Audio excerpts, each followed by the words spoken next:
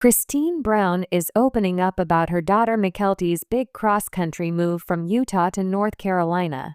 Sister Wives got an exclusive sneak peek of Sunday's new episode of Sister Wives, during which Christine helps Mykelti, whom she shares with ex-Kody Brown, prepare to move thousands of miles away with her husband and kids. During the process, Christine holds back tears as she shares that her daughter is leaving Utah, where Christine is currently based with her husband David Woolley. In a confessional-style interview with her husband Tony Padron, Mykelti says, "Every time I talk about moving to my mom, I break her heart just a little bit more. She's really sad. She's really heartbroken." The scene cuts to a clip of Christine as she explains, "Mykelti's moving tomorrow. We're driving her and her kids cross-country tomorrow." She begins to get emotional as tears well in her eyes. "It's really hard," she adds with a shrug. Mykelti then dives into exactly why her mom is so disappointed about them leaving, aside from the fact that they'll be on the other side of the country. "She's really sad because she's definitely going to miss out on a lot of the years that my kids are young," Mykelti explains. She shares 3 kids, daughter Avalon and twin sons Archer Banks and Ace MC Cord, with husband Tony. Referring to her sisters, she adds, "It's like a spin and Isabel don't have kids yet and they won't have kids for a while. And I want my kids to have cousins." She also notes how she'll be close to Maddie once they settle in North Carolina, referring to Christine's former sister wife Chanel Brown's daughter. Maddie and her husband Caleb Brush, who share 4 children together, recently purchased a farm there with Chanel. The scene cuts to Christine and Mykelti in the kitchen as they appear to be packing up some belongings ahead of the move. In addition to wanting her kids to be around Maddie's children, Mykelti explains that it will benefit her husband. "Tony just needs to pursue his chess career," she tells her mom. "You're like wife of the century letting him have a chess career," Christine responds with a smile, adding air quotes to the last 2 words. "Sorry, I shouldn't do that." After Mykelti points out that her husband does make money in his chess career, Tony explains in a confessional how excited he is for the move. "It's the chess capital of the US, he says. "I'm someone who works in chess, makes content, and teaches and coaches. For me, moving out there is so exciting because that's like the hub. Charlotte is known as a chess hub, thanks to its Charlotte Chess Center, which hosts big tournaments, chess-themed events, educational programs, and camps for kids." The scene concludes with Christine asking Mykelti whether she told her dad Kody about the move, to which she responds disappointedly, "Yeah, Dad knows I'm moving. Told him he should come up and see us before we leave and it didn't happen. It is what it is." A confessional interview with Kody then comes on in which he tries to justify why he and his wife Robin, his last remaining wife in his once plural marriage, weren't able to see his daughter and her family before they left. "Well, Tony and Mykelti's schedule kept advancing," he says. "They had plans that they couldn't change and we had plans that we couldn't change, and we just never were able to make contact." Reflecting on her daughter's strained relationship with Kody, Christine says, "The whole thing's just been sad. Mykelti and Tony were just sad that they weren't able to see Kody and Robin and the kids before they moved," she says. "Her relationship with them is just not what Mykelti hoped it would be." The late afternoon sun hung low over the Utah mountains, casting a golden glow through the kitchen windows of Christine Brown's home. The scent of cinnamon rolls lingered in the air, Mykelti's favorite, and the hum of laughter had slowly faded as the last of the children left the table. The house, once bursting with chatter, now echoed with a silence that felt heavier than usual. Christine stood at the sink, her hands still wet from washing dishes, staring out at the quiet backyard. Her youngest daughters played on the swings, but her mind was miles away in Virginia, where her daughter Mykelti would soon be calling home. It was supposed to be a moment of pride, a mother watching her daughter spread her wings. But to Christine, it felt like watching a piece of her heart being packed into a moving truck. The news that changed everything. The moment Mykelti broke the news was etched into Christine's mind like a photograph. They had gathered for their traditional Sunday dinner: roasted chicken, mashed potatoes, and a big bowl of Mykelti's favorite salad. The laughter came easy at first, the way it always did when her kids were home. But then Mykelti cleared her throat, glanced at her husband Tony, and said the words that made Christine's chest tighten. "Mom, Tony got a job offer in North Carolina. We're moving next month." Christine froze, her fork halfway to her mouth. "North Carolina?" she repeated softly. That's across the country."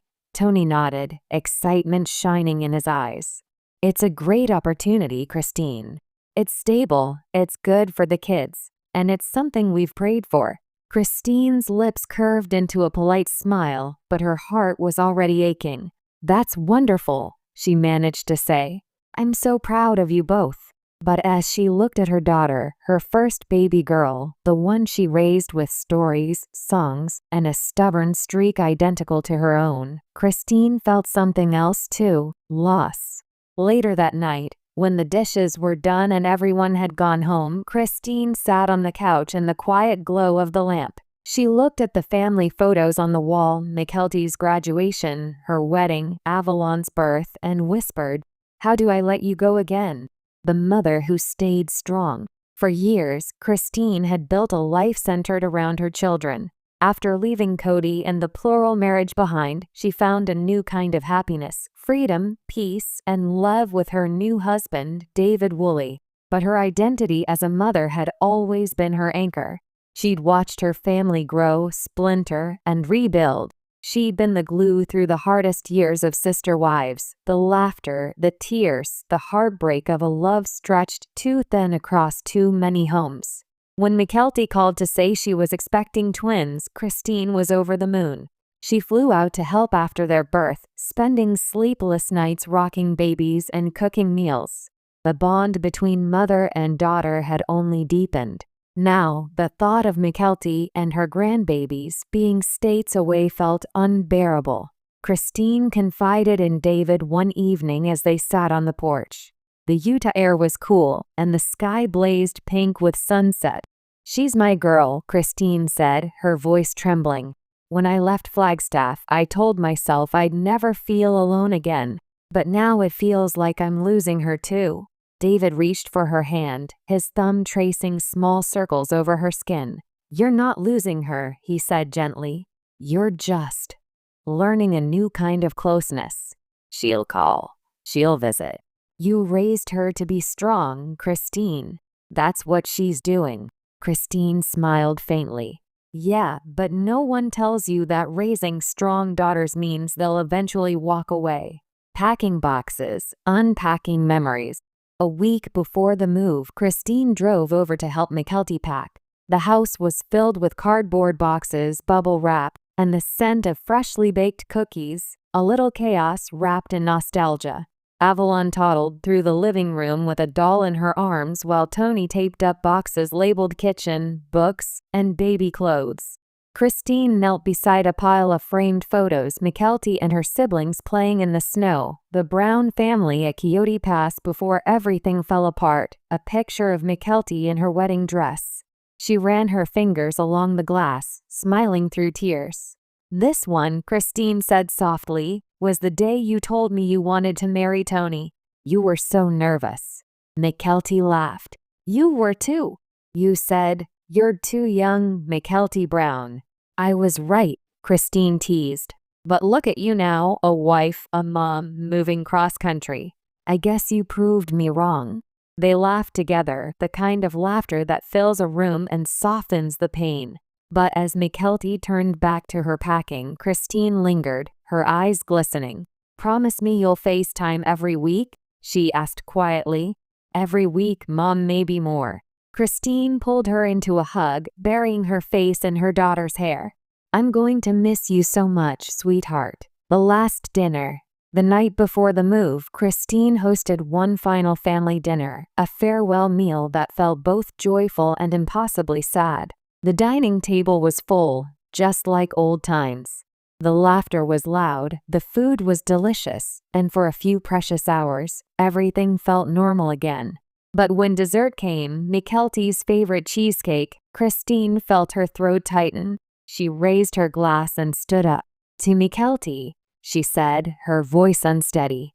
"You've always been brave. From the moment you were born, you've been full of light and laughter and love. You've made me proud every single day of your life. And even though you're moving far away, you'll always be close to my heart." Tears shimmered in her eyes as she looked around the table, her children, their partners, and her grandkids.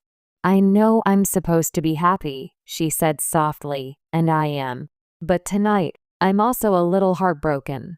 Mykelti stood and hugged her mother tightly. The room went silent except for Christine's quiet sobs against her daughter's shoulder.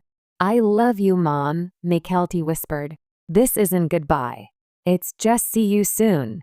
The goodbye drive. The next morning, Christine followed the moving truck out of the driveway.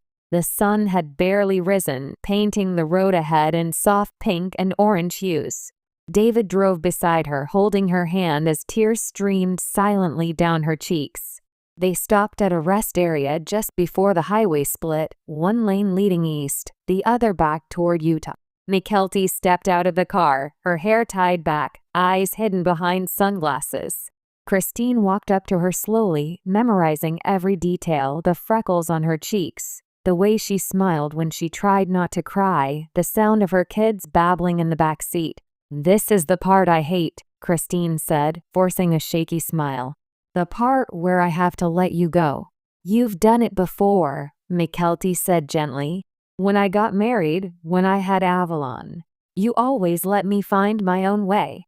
"Yeah, but it never gets easier," Christine admitted. "You'll understand when Avalon's all grown up." They hugged for a long time, the kind of hug that says everything words can't. When they finally pulled apart, Christine wiped her eyes. "Drive safe," she whispered, "and call me the second you get there." "I will. I promise." As the cars pulled away, Christine stood by the roadside, watching until the taillights disappeared. Then she turned back toward David, her voice breaking. "She's really gone." David wrapped his arm around her. "She'll come back. They always do." Christine nodded, but the tears wouldn't stop. Memories and messages. The days that followed were quiet, too quiet. Christine tried to keep busy, filling her hours with baking, church events, and video calls with her other kids. But every corner of the house reminded her of Mykelti. The couch where they'd watched movies. The kitchen where they'd shared secrets.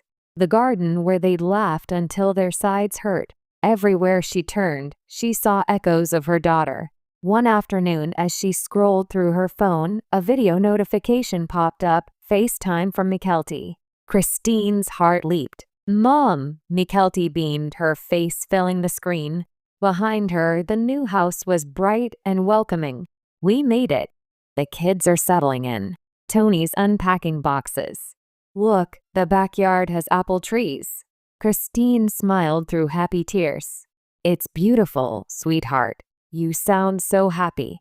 "I am," Mykelti said. "But I miss you so much." Christine chuckled softly. "I miss you too." Every single day. They talked for an hour about the twins, the house, and plans for Christmas. When the call ended, Christine set her phone down, feeling lighter. Maybe this distance wasn't an ending after all. Maybe it was just another chapter. A mother's reflection. Weeks passed, and Christine began to find peace in the rhythm of her new normal. She and David planned a trip to visit Mykelti in the spring, and the anticipation gave her something to look forward to. In a confessional filmed for Sister Wives, Christine wiped away tears as she spoke to the camera. "When I left Cody, I promised myself I'd build a life filled with love and connection.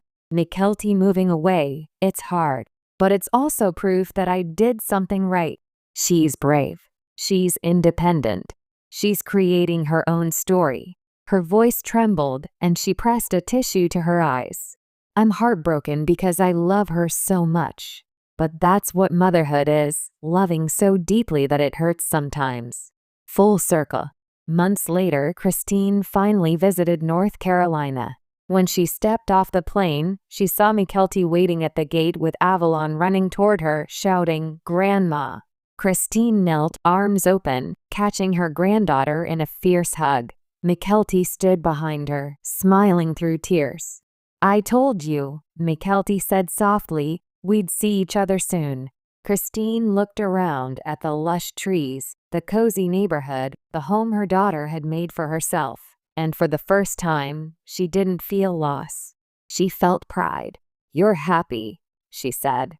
"That's all I ever wanted." They spent the week together, cooking, laughing, chasing the twins around the yard. Each night, Christine sat on the porch, watching fireflies blink in the dark, feeling the quiet contentment of a mother who had learned to let go without losing love, the strength of a mother's heart. Back in Utah, Christine often thought about that goodbye, the tears, the ache, the hollow space that slowly filled with gratitude. She realized that heartbreak wasn't the end of love, it was proof of it. In an Instagram post months later, she shared a photo of herself holding Avalon's hand with the caption, "Distance means so little when love means so much. My heart may ache, but it's full. So proud of the woman you've become, Mykelti." The comments poured in, fans sending love, other moms sharing their stories. And Christine smiled, knowing that even though her daughter was far away, their bond remained unbreakable. Because that's what mothers do. They love, they let go, and they keep believing that every goodbye leads to another beautiful reunion.